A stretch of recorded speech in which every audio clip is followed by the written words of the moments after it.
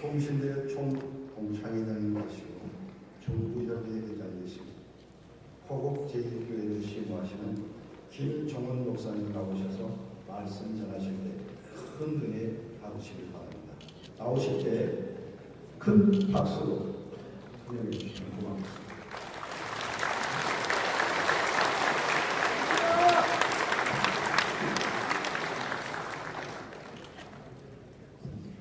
세상에서 대단히 힘든 일 두 가지가 있다고 말하죠. 하나는 내 머릿속에 들어있는 것을 남의 머릿속에 집어넣는 것이 그렇게 어렵다고 해요. 그것을 잘하는 사람을 선생님이라 그렇게 말합니다. 그 다음 어려운 것 하나는 남의 주머니에 들어있는 돈을 내 주머니로 가지고 오는 거예요. 그런데 이걸 잘하는 사람들을 가리켜서 사장님이라 이렇게 말합니다. 그런데 이 두 가지를, 이 어려운 일을 한 방에 하는 사람이 있다. 내 머릿속에 들어있는 것을 남의 머릿속에 싹싹 집어넣을 뿐만 아니라 남의 주머니 돈을 내 주머니로 확실하게 가지고 오는 일을 한 방에 잘하는 사람이 있는데, 그 사람 명칭을, 그거를 가리켜서 하는 말이 마누라라. 그래서 선생님을 거스리면 배운 길을 포기해야 됩니다. 사장님을 거스리면 돈 벌기를 포기해야 되는데, 아니, 마누라를 거스리면 살기를 포기해야 된다. 그렇게 말합니다. 원근각체에서 우리 장로님들 이렇게 보이셔서 너무 감사합니다. 그래서 가끔 뵙죠. 제가 전국 장로의 수련회에 4번째 오는 것 같습니다. 19년에, 20년에, 23년에, 오늘 25년에 4번째 오게 되니까 이제 그래도 좀 얼굴이 좀 친숙한 것 같습니다. 우리 장로들 참 고생이 많으십니다. 좀 안쓰럽습니다.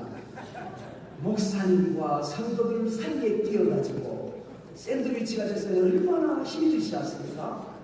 참, 목사님 하시면서 마음에 안 드는 일이 다 말할 수도 있고, 참 어떤 때는 말이 되는 것 같은 것은 할 때도 있지만 때때는 말이 안 되는 것 같은데 계속 고집을 부리는 일들도 있는 것 같기도 하고, 뭐 그런데 또 다 어떻게 할 수도 없고, 성도님들을 뭐라 그랬는데 일일이 다또 목사님인데 다 얘기할 수도 없고, 중간에 계서 굉장히 힘든 사역을 감당하는 중에 안주인 계시는 권사님들 틈에 또 끼어가지고 얼마나 고생이 많으십니까?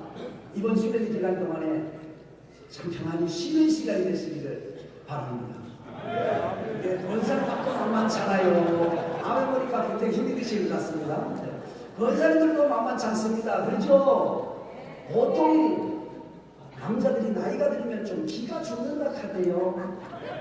그런데 어떻게 우리 집 양반은 우리 장모님은 기가 안 죽고 목소리가 안 죽고 기가 안 죽고 펄펄 살아있는 거야.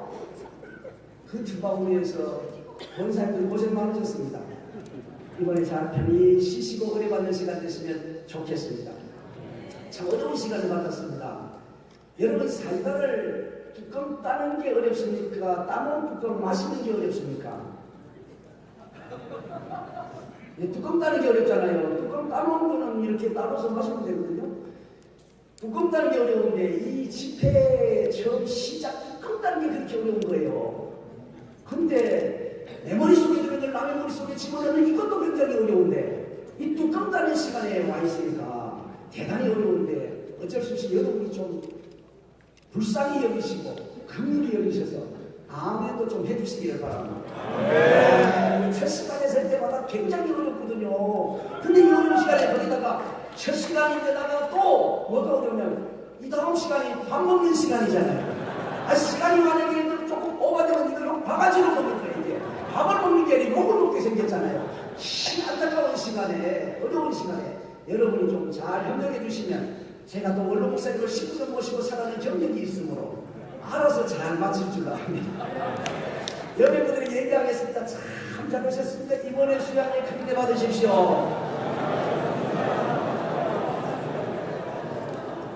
자, 귀한 시간에 왔는데 우리가 사명을 잘 감당해야 되잖아요. 먼저 그의 나라와 그의 의를 구하는 귀한 사명을 잘 감당해야 되는데, 그런데 먼저 그런 일을 하기 전에 해야 될 게 있는데, 성도는 자기 자신이 어떤 존재인지를 잘 아는 것이 대단히 중요해요.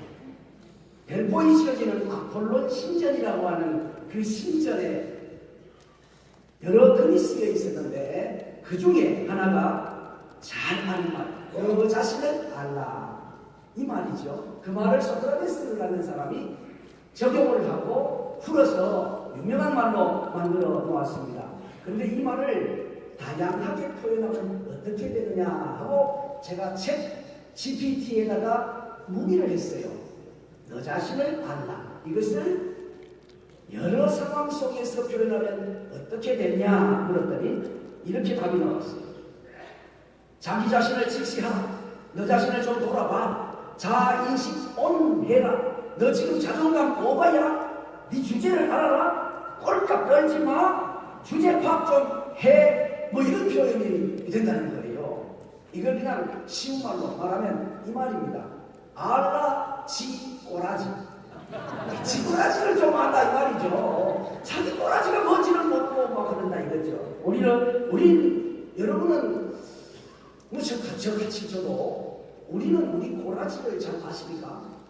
본래 우리 꼬라지를 잘 아시냐 이 말이에요. 우리 본래 꼬라지는요, 로마서 6장 17절에서 잘 가르쳐졌습니다. 한번 따라해 보실까요? 본래 죄의 종이들이 종이 되기 싫은 분이 계시나요? 본래 죄의 종이들이 옆에 사람이에요. 우리는 본래 죄의 종이었습니다. 그런데 이걸 우리가 몰랐던 거예요. 죄의 종인 줄을 몰랐어요. 본래 종은요, 자기 것이 아무것도 없어요. 육체도 죽일 거고, 몸도 죽일 거고, 시간도 죽일 거고, 제작되는 모든 것도 죽일 거예요. 전부 죽일 거예요. 종은 짐승과 같이 취급되고 하나의 물건에 불과했거든요.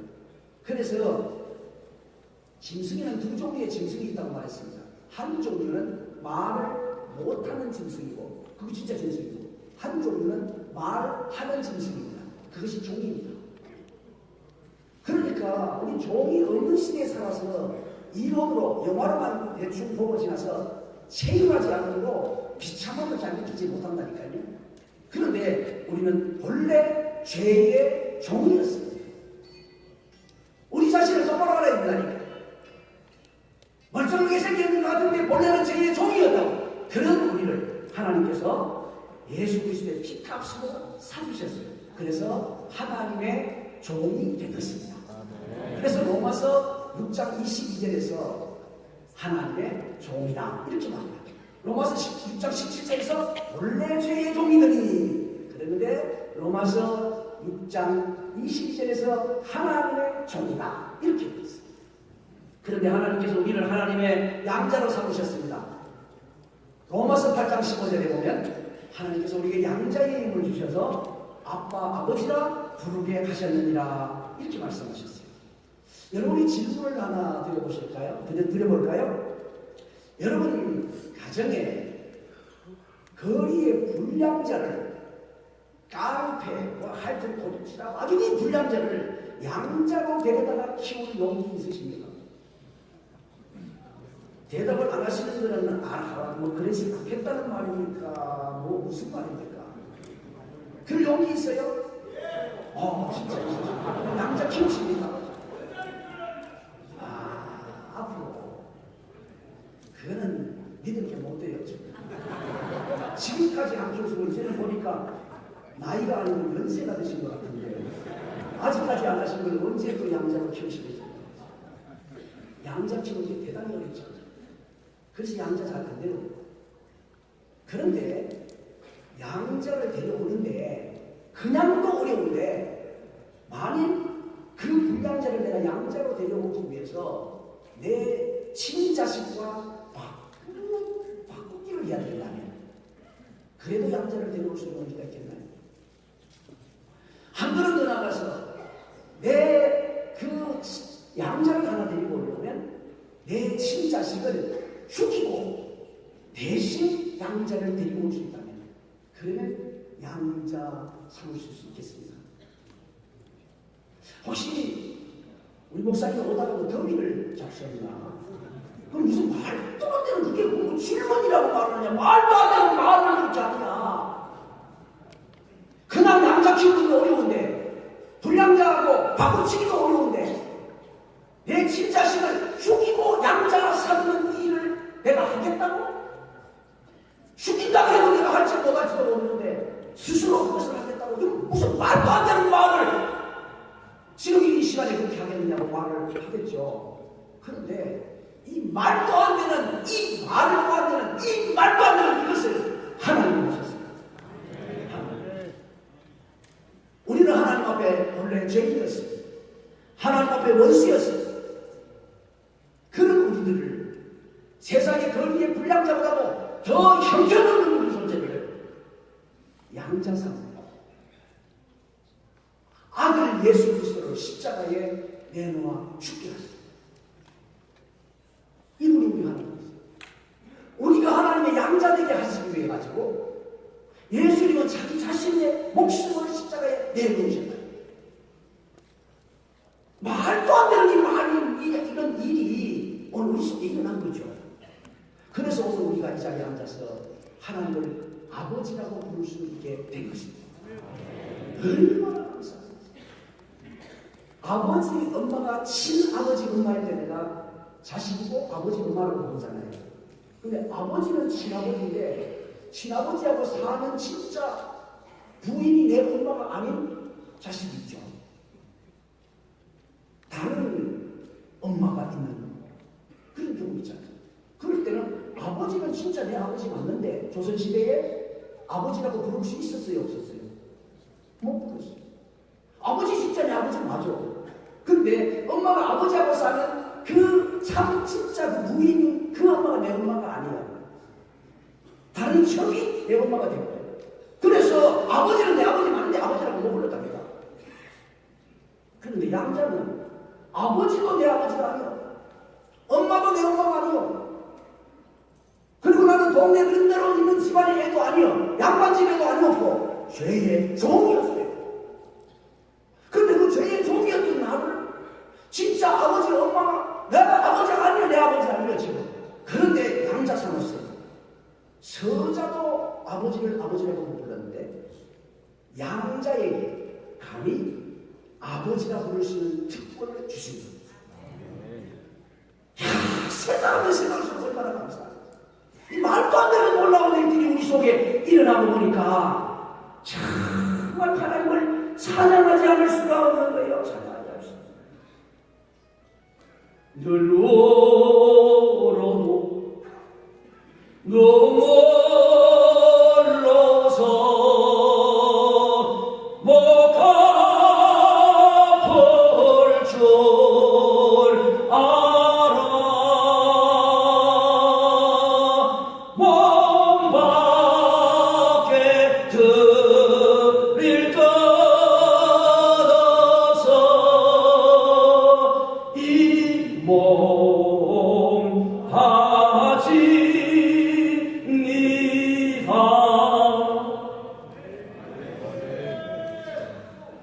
정말 이루어질 수 없는 이 엄청난 일들이 우리 속에 일어난 것 때문에 우리가 이렇게 된 것입니다. 그러면 오늘 이런 우리가 어떻게 살아야 되겠습니까?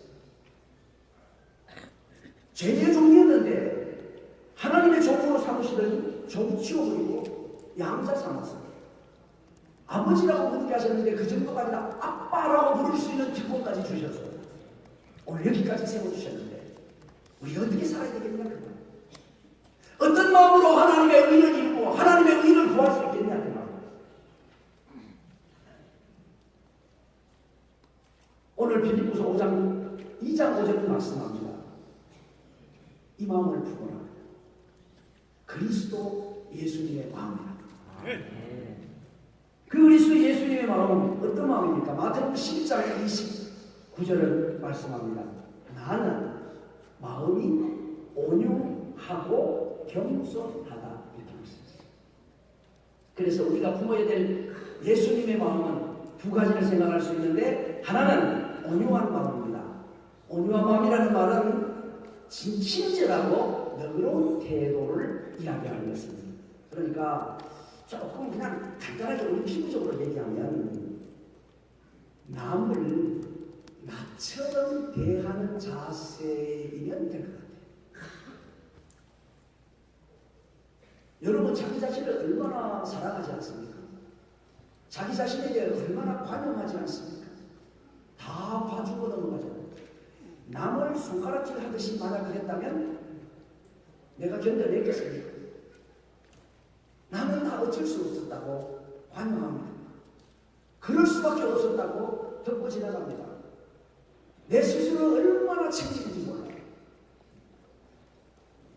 온유한 마음, 남을 나처럼 생각하는 그런 마음이면, 그런 너그러운 마음이면 온유하라고 말할 수 있어요.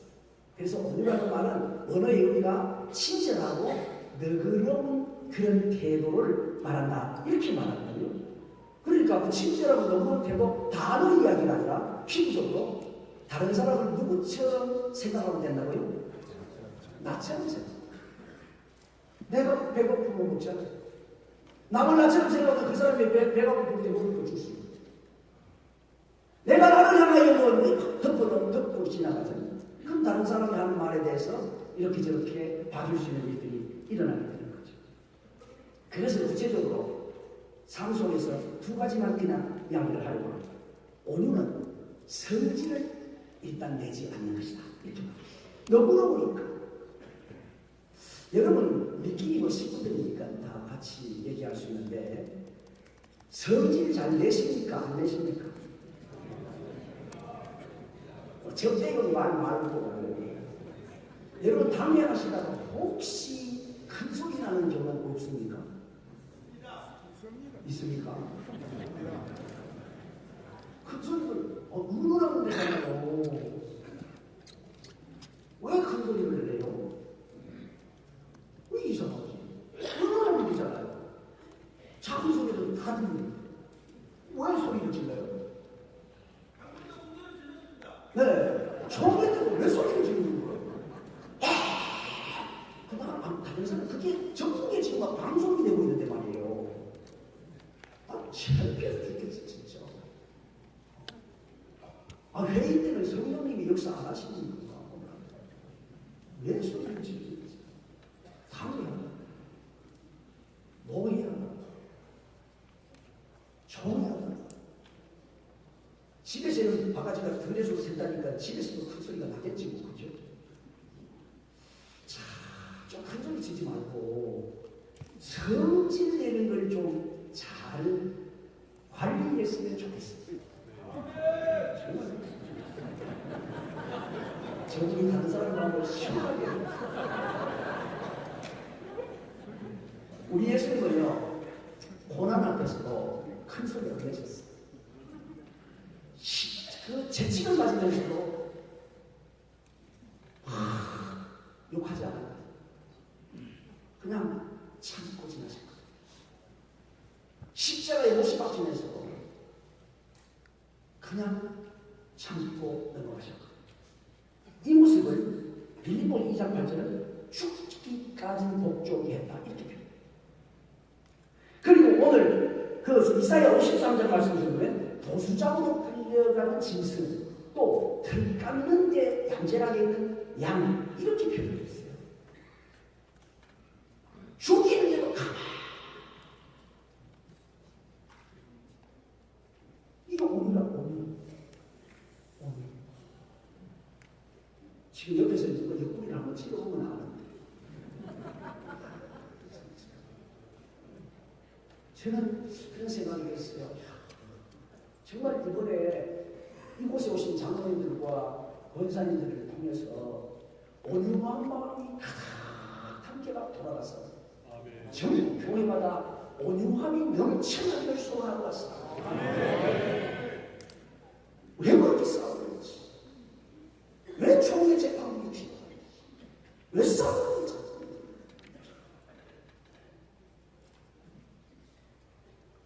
모세 보세요. 모세가 성격이 있습니까? 없습니까? 한성깔합니다. 여러분 그 성격 고치기 정말 어렵거든요. 모세가 40살에 사람 죽입니다. 성질 나가지고. 광야에 가고 40년을 지나죠. 80살이 됐습니다. 이스라엘 백성들을 광야에 들어오다가 돌판 2개 들고 내려오는 중에 밑에 금송아지 만들어놓고 성질 보면서 돌판을 집어던져 그렇게 했어요. 40살에 그 성질 아직도 못 버리고 80살 돼가지고 그 성질 또 부렸어요. 40년이 또 지났습니다. 120살이 됐습니다. 그 성질 그래도 못 버리고 무리방울에서 하나님께서는 바위를 가리켜서 반석을 가리켜서 물을 내라고 말씀하셨음에도 불구하고 화가 나가지고 반석을 2번 지팡이로 치면서 물을 내립니다. 그 120살 때 반석을 치고 화를 낸 것 때문에 하나님의 영광을 드러내지 못했다고요. 가나안 땅에 못 들어갔습니다. 성질값 무지무지 비쌉니다, 여러분. 엄청 비쌉니다. 저는 우리 부격자들도 얘기해요. 우리 장로들하고도 얘기합니다. 성질값 비쌉니다. 성질값 비쌉니다. 성질에다가 사람 죽이고 성질에다가 하나님의 성신 돌판 치고 던져 두드려 깨고 성질에다가 사기라가 간다니 못 들어간 거예요. 성질값 비쌉니다. 성질값 비쌉니다. 저는 어려서요, 우리 목사님께서 노회를 하실 때 이런 말씀하셨어요. 이번 주간에 우리 노회가 있습니다. 여러분 노회가 은혜 가운데 잘 맞으시도록 기도해 주시기 바랍니다. 이 말씀을 하실 때 저는 이상이 일어났어요. 아니 노회는 목사님들하고 장로들이 모여서 회의한다며요. 목사님들하고 장로들이 모여서 하는 회의인데 왜 은혜롭게 마치는 것이 당연하지 않습니까? 그런 생각이 들었어요. 이상하네. 왜 저런 기도를 바라고 있을까? 근데 제가 목사가 되고 보니까 그런 기도가 필요한 것 같더라고요. 이게 무슨 얘기입니까? 저도 목사님만 목사가 부족한 게 많습니다. 대단히 죄송합니다. 그런데 어쩌겠어요? 여러분들이 본을 좀 보여주시라고 제가 목사님들 앞에 가서는 꼭 그런 이야기를 할게요. 그런데 목사님들 혹시나 조금 실수하고 그러더라도 여러분들이 본을 보여주셔가지고 목사님들이 부끄러워서 좀 따라올 수 있게 해주시기를 부탁을 드리겠습니다.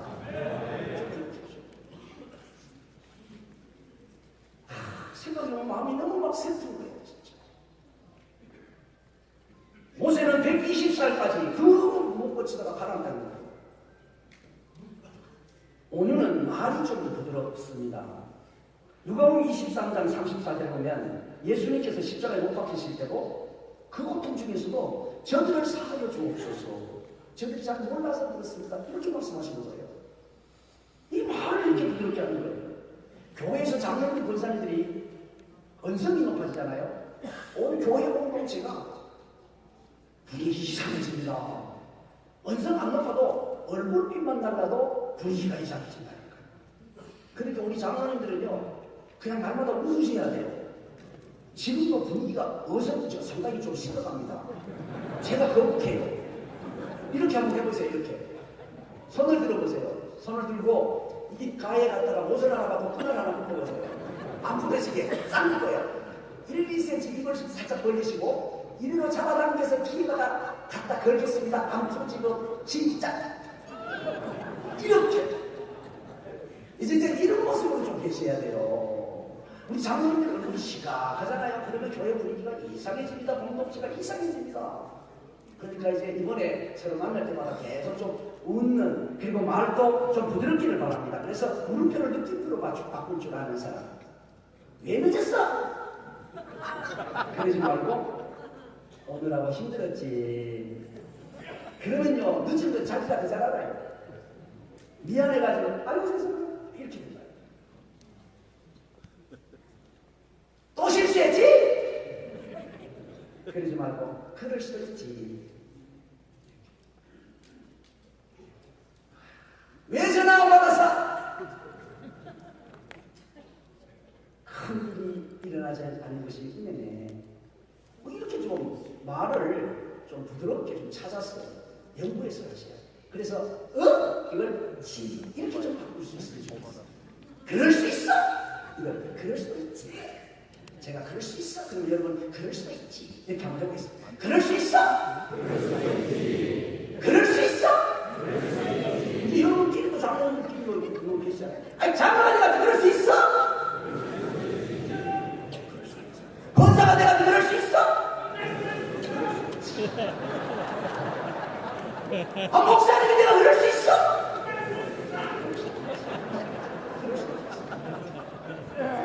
좀 그렇게 물음표를 갖고 좀 이렇게 어떻게 잡듯이 하는 것을 느낌표로 평안하게 만들어주는 역할을 우리 장로님이 하신다면 전국 교회가 좀 평안해지리라고 믿습니다. 우리는 예수님의 희생을 통해서 구원을 얻은 성도들이지 않습니까? 그래서 온유한 마음이 있어야 되고 두 번째는 겸손한 마음이 있어야 합니다. 겸손이라는 것은 낮아짐 그리고 비천, 경비 이런 것을 말하는 것, 남을 존중히 여기는 것. 그냥 간단하게 말하면 남을 나보다 낮게 여기는 것이다 이렇게 말할 수 있어요. 성경적으로 말하면 하나님의 전능하심 아래서 겸손히 무릎을 꿇는 것, 겸손히 엎드리는 것, 이것이 겸손이다 이렇게 말을 할 수 있습니다. 그래서 이 겸손을 가지려면 하나님의 은혜를 기억하는 게 굉장히 필요하고 겸손은 하나님의 은혜를 기억하는 마음이다 이렇게 표현할 수 있겠죠. 여러분 제가 지금 이제 물건을 한번 들어보겠습니다. 자, 제가 지금 성경책을 들었습니다. 성경책을 된 능력이 장갑의 능력입니까? 손의 능력입니까? 확실하게 대답하세요. 나중에 그렇지 말고 이 성경책을 든 능력이 장갑의 능력입니까? 손의 능력입니까? 예, 손의 능력이잖아요. 장갑은 아무것도 아닙니다. 그냥 장갑은 아무것도 아니에요. 아무것도 아니에요. 천이 됐든 가죽이 됐든 새장갑이든 헌장갑이든 아무것도 아니에요. 예, 장갑은. 장갑 속에 들어간 손이 능력입니다. 아이의 손이 들어가면 아이 능력이 나타나고 어른의 손이 들어가면 어른 능력이 나타나게 될 것입니다. 오늘 우리 안에 계시는 성령님께서 오늘 우리가 여기까지 오는 동안에 하나님의 역사를 감당하게 하신 줄로 믿습니다. 그렇기 때문에 우리가 하나님의 능력, 하나님의 은혜를 기억하는 마음을 가지게 되어지면 저절로 겸손하게 되는 겁니다. 어떤 일을 할지라도 어떻게 헌신하고 충성하고 드리고 섬기고 했을지라도 그것은 하나님께서 주신 능력으로 했구나. 그래서 생각하면 절대로 고개 들지 않고 날마다 겸손할 수 있는 거예요. 겸손할 수 있는 거예요. 좀 그런 겸손함이 우리에게는 필요한 것이죠. 그리고 이제 겸손은 남을 나보다 낮게 여기는 마음이 겸손입니다. 기도원의 겸손을 보십시오. 공동체를 평안하게 하잖아요. 기도원이 전쟁에서 이기잖아요. 근데 에브라임 사람들이 와가지고 딴지를 거는 거예요. 왜 우리 안 불렀어? 큰 소리를 치고 싸움을 거는 겁니다. 거기서 만약에 기도원이 말을 제대로 하지 못했다면 아군끼리 큰 싸움이 일어날 수 있는 위기의 순간이었어요. 근데 그때 기도원은 사사기 8장 2절에서 이런 식으로 말합니다. 내가 행한 일은 당신에 비해서 아무것도 아니잖아. 우리 너희들의 근본 포도, 우리 만물 포도보다가 더 낫잖아. 이렇게. 소리 그 사람들, 에브라임 사람들을 낮게 여겨주었어요. 그랬더니 에브라임 사람들이 싸움을 더 이상 걸지 않고 마치게 됩니다. 여러분, 정말 좀 남을 낮게 여기는, 남을 나보다 낮게 여기는 그런 마음을 좀 가지고 섬길 수 있기를 축복합니다. 옆에 사람이 한번 얘기를 하겠습니다. 장로님이 제보다 훨씬 낫습니다.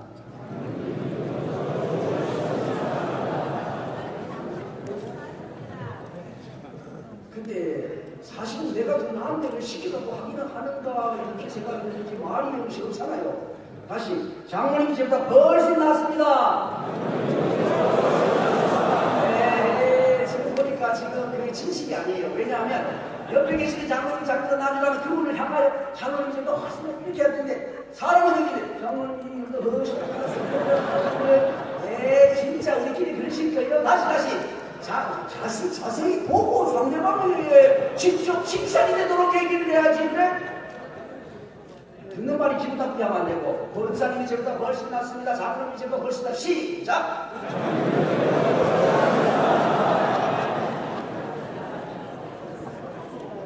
나는 걸 알고, 밥 잡수실 때도 새치기 하지 말고, 다른 사람한테 세워드리고, 그게 남을 나보다 낫게 여기는 거지. 그리고 다른 사람을 나만큼 생각하는 마음이지. 할 수만 있으면 좋은 자리 내가 해야 되고 말이지. 그러면 되겠습니까? 찔리는 게 있는가 봐봐. 그리고 우리가 하나님의 은혜를 기억하는 그런 마음이 있으면 겸손하게 되고, 남을 나보다 낫게 하는 그런 마음으로 살아야 되는데, 만약에 뭔가 잘 된다면 우리 현실 속에는 한쪽 무릎을 꿇을 줄 아는 자세가 필요해요. 자, 보세요. 자, 지금 이 물건이 여기 있잖아요. 이렇게 있으면 제가 이 물건을 잡을 때 취하는 태도가 이 정도입니다. 이렇게 하면 이 물건을 집을 수가 있어요. 그런데 제가 한 단계 올라가는 상황이 일어날 수 있어요. 공부를 더 많이 했을 수도 있고, 영예가 올라갈 수도 있고, 지위가 올라갔을 수도 있어요. 집을 세우기로 잘 세웠을 수 있어요. 집사님으로 계시다가 장로님이 되시고, 집사님으로 계시다가 권사님이 되실 거예요. 한 단계 올라갔어요. 이렇게 내가 한 단계 올라갔어요. 그런데 나는 변함이 없습니다. 조금 전에 취하는 행동과 똑같은 행동을 취합니다. 똑같은 행동을 취하는데 저기 있던 휴대폰이 제 손에 부딪혀요? 안 부딪혀요? 안 부딪힙니다. 안 부딪혀.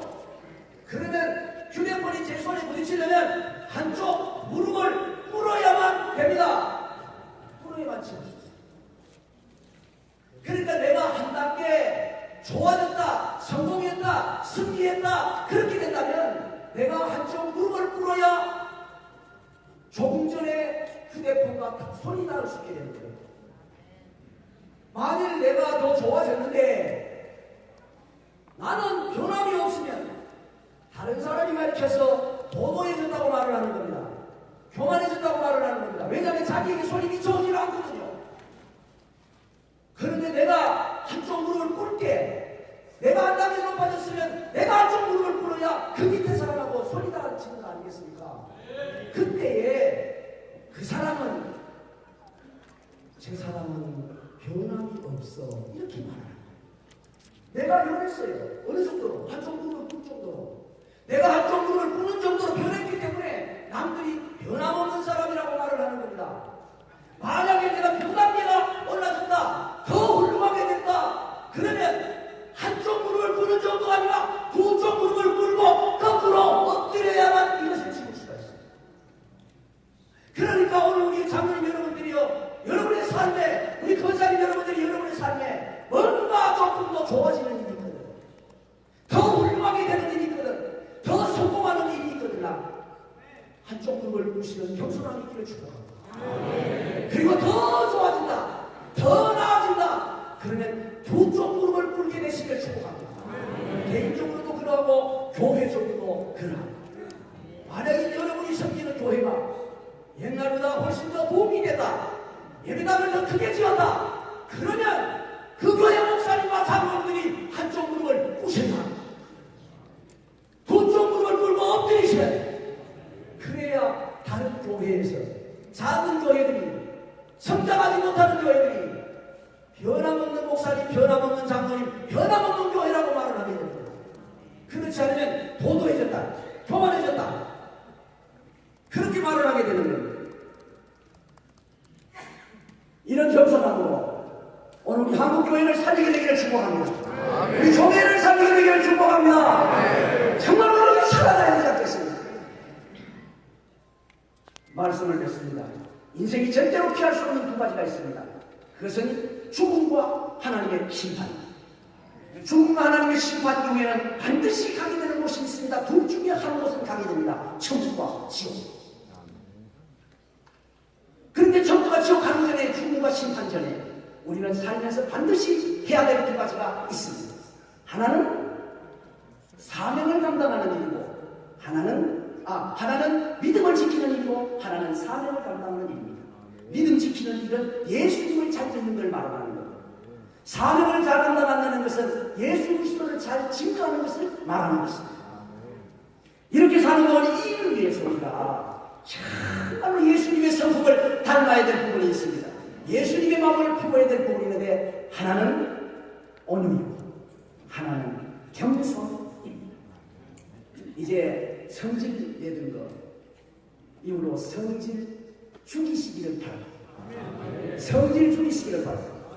성질 죽이시기를 바랍니다. 성질 죽이시기를 바랍니다. 성질 죽이시기를 바랍니다. 이제 여러분의 계시는 교회의 담요가 평안해지기를 축복합니다. 정말 평안해지잖아요. 당연시에서 정도리가 나면 안 되잖아요. 그리고 부드러운 말을 할 수 있습니다. 그리고 겸손하셔야 하나님의 은혜를 기억하고 남을 남다 낮게 여기고 내가 뭔가 좋아진 것이 느껴질수록 한쪽 무릎을 꿇을 줄 알고 둘쪽 무릎을 탁 꿇으면서 엎드릴 줄 아는 그런 모습이 필요합니다. 이번 수련회 이후에 우리 장로들 권사님들을 통해서 우리 교단이 놀라운 변화가 일어나게 되기를 소원합니다. 교회 교회다 놀라운 일들이 나기를 축복합니다. 우리 212장 반주자가 계시나요? 겸손히 주를 섬길 때 212장 겸손히 주를 섬길 때 괴로운 일이 많으나 구주연에게 힘주사 잘 감당하게 하여 주옵소서.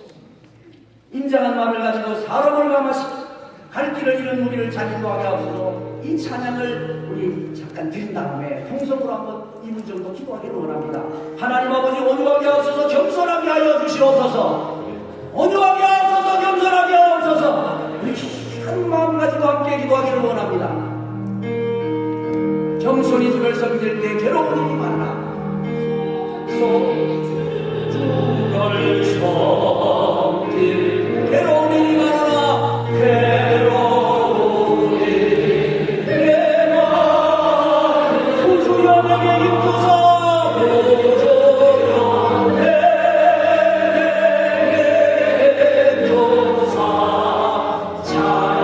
다시 다같이 두 손 높이 들고 겸손히 주를 섬길 때 괴로운 일이 많이 있을 수 있습니다. 겸손히 주를 섬길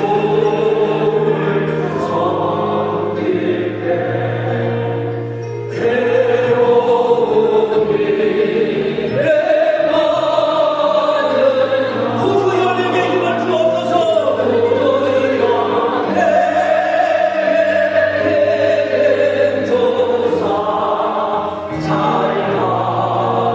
인자한 마음을 가지고 사람을 감화시키며 사람을 감화시키며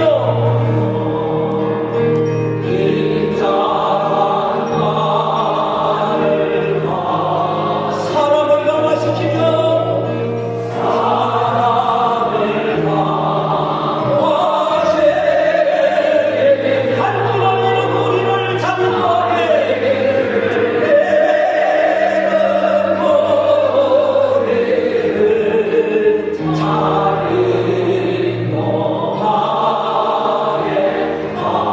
우리 주님 제가 간절한 마음으로 모시고 말씀 생각하며 이루가 기도합니다. 주여 주여 주여 살아계신 하나님 아버지 감사합니다. 천국 각처에서 사랑하는 자들 권사님이 모여서 하나님을 찬양하게 하시는 감사합니다. 말씀을 듣게 하시는 감사합니다. 회개하게 하시는 감사합니다. 기도하게 하시는 감사합니다. 하지만 시의 사명을 감당하기를 원하는 마음을 굳게 하여 주셔서 감사합니다. 먼저 그의 나라와 그의 길을 구하기를 원하며 이 자리에 모였습니다. 사랑하는 여러분에게 하늘문을 열어주시옵소서. 하늘문을 열어주시옵소서. 주여 하늘문을 열어주시옵소서. 은혜로 충만하게 하여 주시기를 원합니다. 하나님 아버지 우리가 이제 하나님의 뜻으로 그의 본된 교회를 섬길 때에 온유한 마음으로 섬기게 하여 주시옵소서. 예수님의 성품을 닮은 모습으로 섬기게 하여 주시옵소서. 그동안에 섬기려는 것, 화내는 것, 회개하는 것 용서하여